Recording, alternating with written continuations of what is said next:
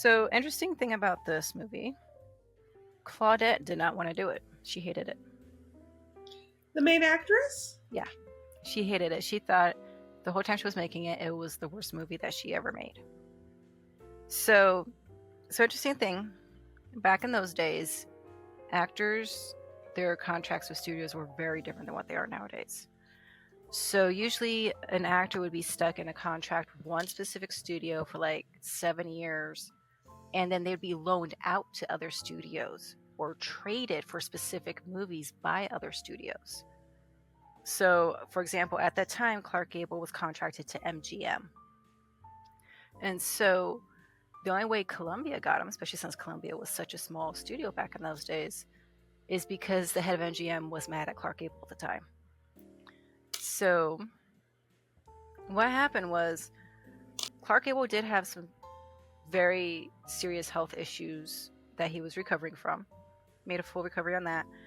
But then he was taking a lot of time off and resting, and then he refused to do a movie at MGM. So then the head of studio was like, you know what? No, you're going to be forced to go do a movie. I'm loaning you over to Columbia to go do this little movie. And head of MGM was like, yeah, this is like a movie that's not going to go anywhere. It's going to be terrible for your career. No one thought it would be great except for the people at Columbia who were trying to make it. And even Clark Gable also didn't think it'd be great at first.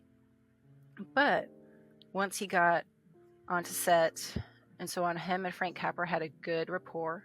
They had so much fun making the movie because also, if you watch the movies made by Clark Gable before then, this was very different than what he was able to play before. He was always shown as like the strong leading man type, and this one he got to be witty and funny and just loose, and so he had a lot of fun with the character. So him and Frank Capra had so much fun making the movie.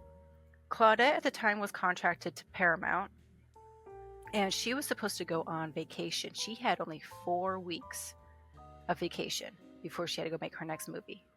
And I think it was like around the holidays too.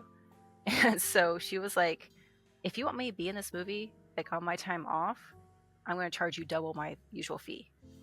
So like a good chunk of that $325,000 was her fee. And yeah, she said that because she figured Columbia was like, oh, we're not going to be able to pay that. No way. And the head of Columbia was like, yeah, we'll pay it. We want you in here. And so she was then contracted and forced to be in there. And probably because of that, and she kind of like missed out on her vacation, she just was not happy at all on the set.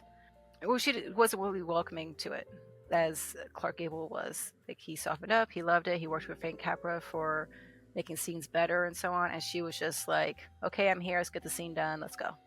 And then at the end of it, she told her friends, I just got done making the worst movie I've ever been in. And she won an Oscar for it. She won an Academy Award for it, and when she won it, she only said, I owe this to Frank Capra. So she gave credit where credit's due because the director, kept her in there and made her do the movie. So, and also interestingly, Clark Gable is a huge Hollywood name for back in those days. And some people, if you don't recognize the name, he is from Gone with the Wind. He was on that as Rhett Butler, and so many movies. And this is the only movie where he actually won an Academy Award for. He was nominated for a couple others, but this was the only one who actually won it. And he actually gave the award to some kid who was like a fan of his, because he was like, it's just going to sit around in my house. You can have it, That's awesome. And when he died, the kid sent it to his family. Oh.